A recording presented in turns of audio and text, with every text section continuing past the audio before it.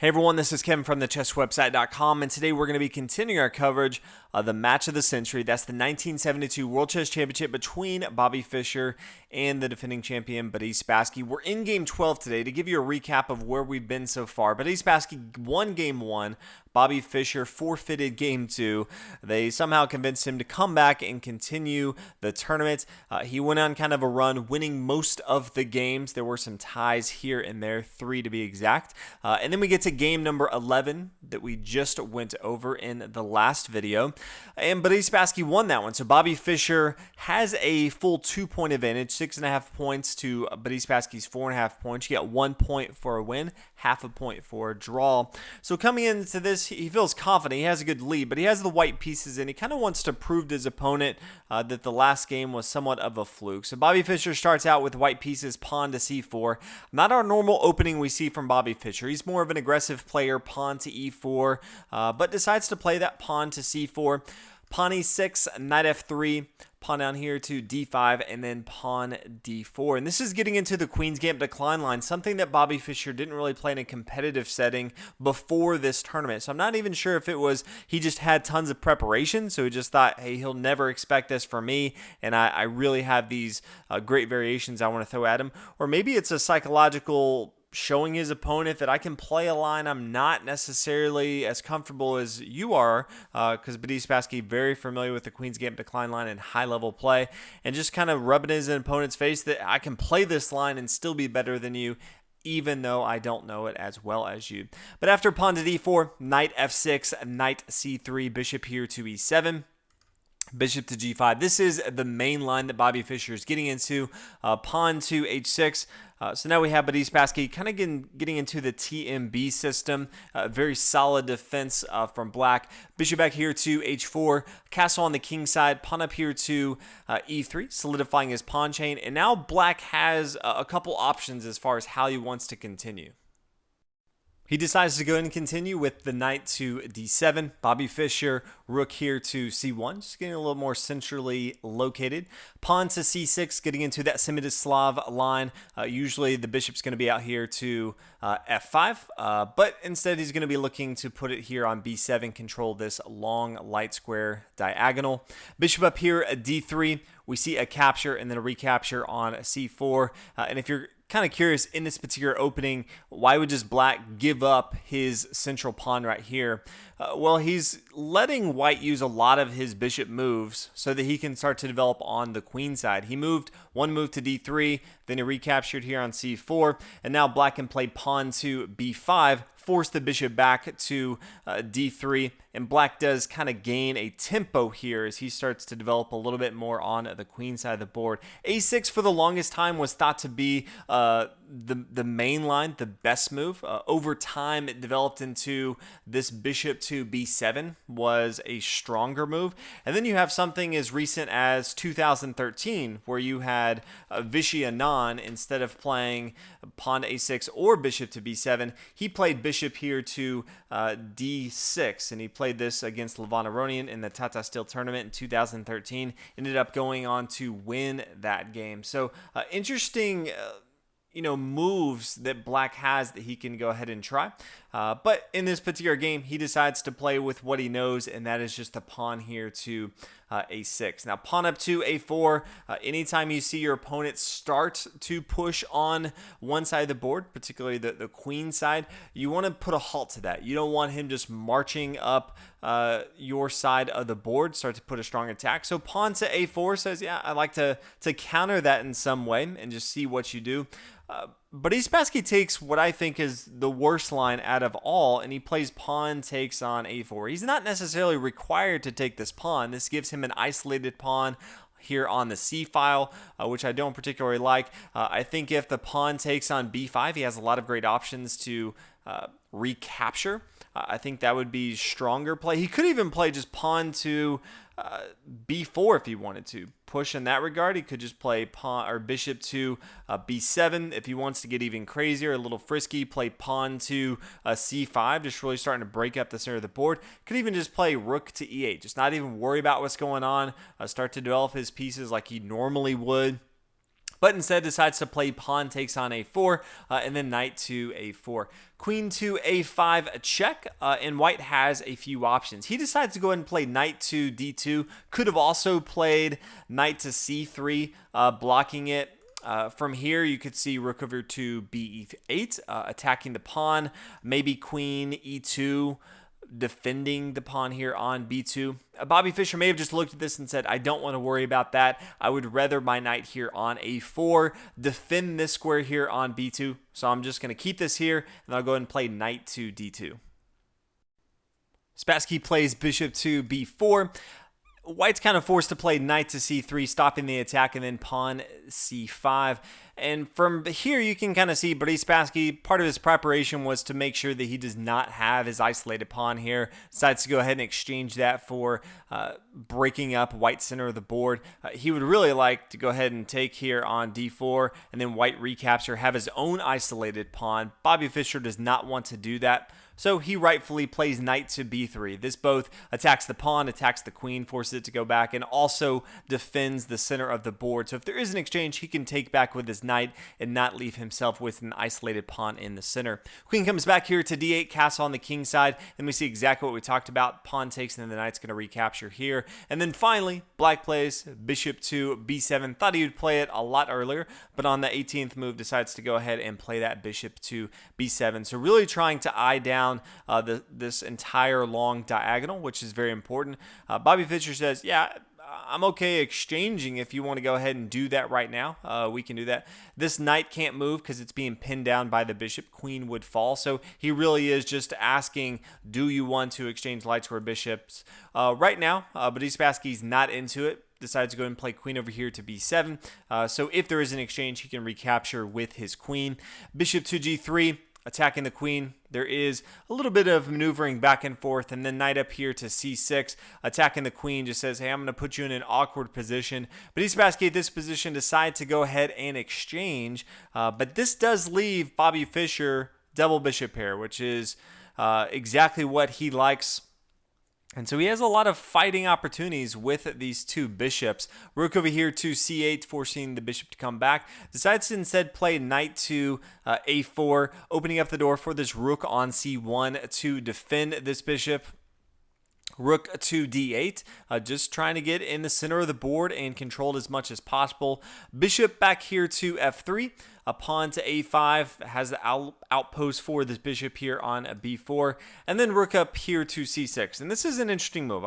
If you were to just pause this and say, can you find the move that Bobby Fischer is going to do? I don't know that rook to c6 is going to even be on my top 5 list of moves that I would expect him to see. I could easily see pawn to h3. I could see queen to b3, continuing his pressure on the bishop here on b4. This all makes a lot of sense to me. You could even see things like just rook takes on c8. Say, don't really care, I'm just going ahead and exchange. If he wants to be a little bit more aggressive on the king side, he can even play pawn to h4. But rook to c6 is somewhat surprising. Just didn't expect to see it. We do see an exchange on board. Bishop takes on c6.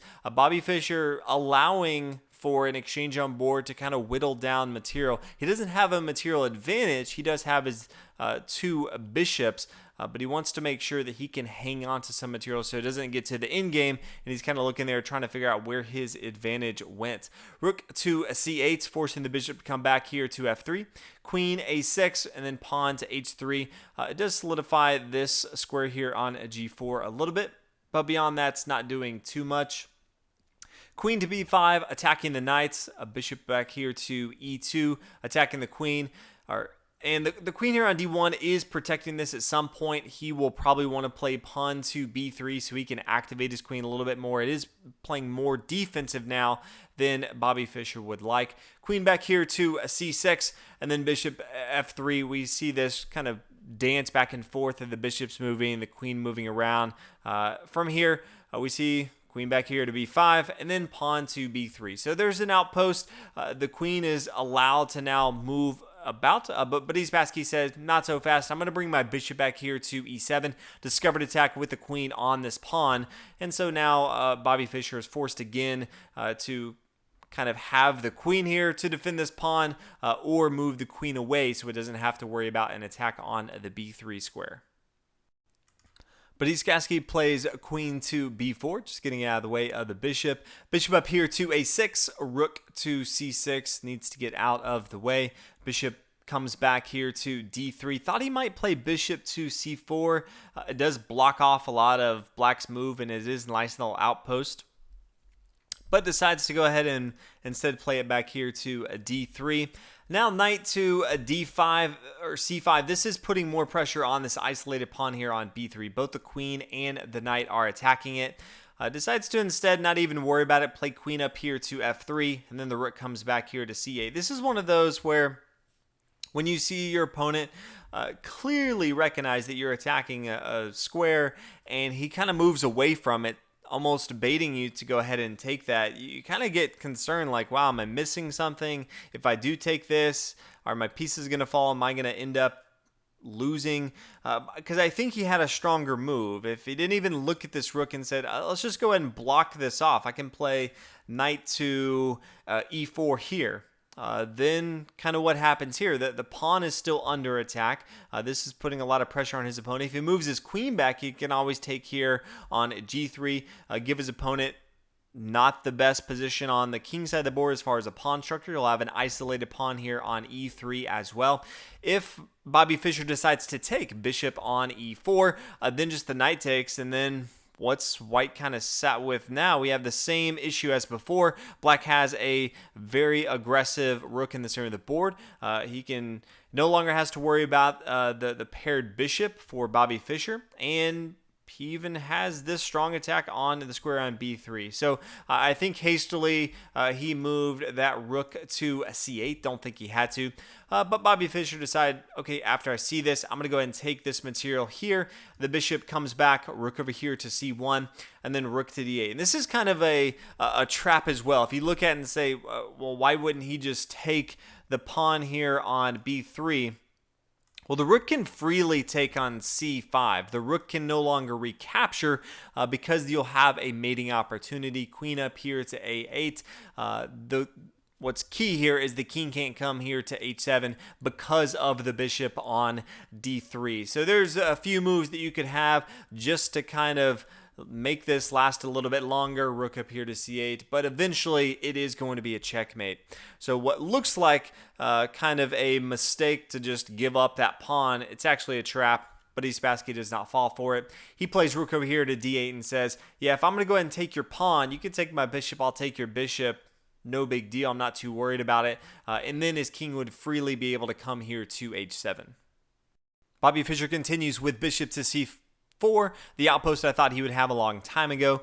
Queen down here to d2, rook over here f1, bishop to b4, and we have two little cute outposts next to each other. They are on the outskirts, not really doing a ton. If they were in the center of the board, they could control a little bit more. But now bishop over here to c7, attacking the rook. Rook down to d7, queen up to c6. Both sides trying an attack, but they just don't have enough material really that they can do to push an advantage. Bishop down here to e5, rook down to d2. Always want to get your rooks to your opponent's second rank, but there's just not enough attacking. Very easy to defend just against the rook and the queen when you have your own major pieces on board as well. Queen over here to a8. Now the king can come to h7 as we talked about. There's an exchange on board. Queen back here to f3, pawn to f5, pawn up here to g4. So let's go ahead and break this up. Queen here to e4 says, if you want to exchange, that's fine with me. King down to g6, getting a little bit more involved into the game. While there is major pieces with the queens and the rooks, this definitely is approaching the end game because all of a sudden you could have some exchanges on board and then you want your king in the center involved into the action. Rook over here to c1, bishop to a3. It does have this outpost, but all of a sudden it's moving away just to attack its opponent. Rook over here to a1 easily comes back to b4, the outpost. Very easy. Now the bishop comes up here to e7, and this is an interesting move. It's not really forcing white to do anything. It's deviating from the plan of just having a safety over here on the queen side. There is an exchange on board. Rook over here to e1. And now rook to f2, and this is a calculated move after the king takes. Now bishop to h4. king is forced to move. We see the exchange of the queens, and then the bishop takes here on e1. What's interesting to me is Boris Spassky in this position decided to take a draw. He's up in material, and while he doesn't have a huge advantage, I can't possibly see that he would ever lose this. And Bobby Fischer, one of the best in-game players in the world, especially with his pawns, but I see no reason why he couldn't try to continue. He won the last game. If he could somehow win this game with the black pieces against Bobby Fischer, I think this would have almost been a turning point where Bobby Fischer would have kind of had to rethink a lot of stuff. He'd only have a point advantage after 12 games, and after losing 2 games in a row, it may have messed with him quite a bit. But Boris Spassky decided instead in this position it wasn't even worth to continue and decided to go ahead and draw. So interesting opening choice for Bobby Fischer, but at the end of the day, he does get the draw. So that's it for Game 12. Hopefully you guys enjoyed this. Very entertaining game from my perspective, even in a draw. But we'll go ahead and get back at it in Game 13. But thanks everyone again for watching. I'll see you guys in the next video.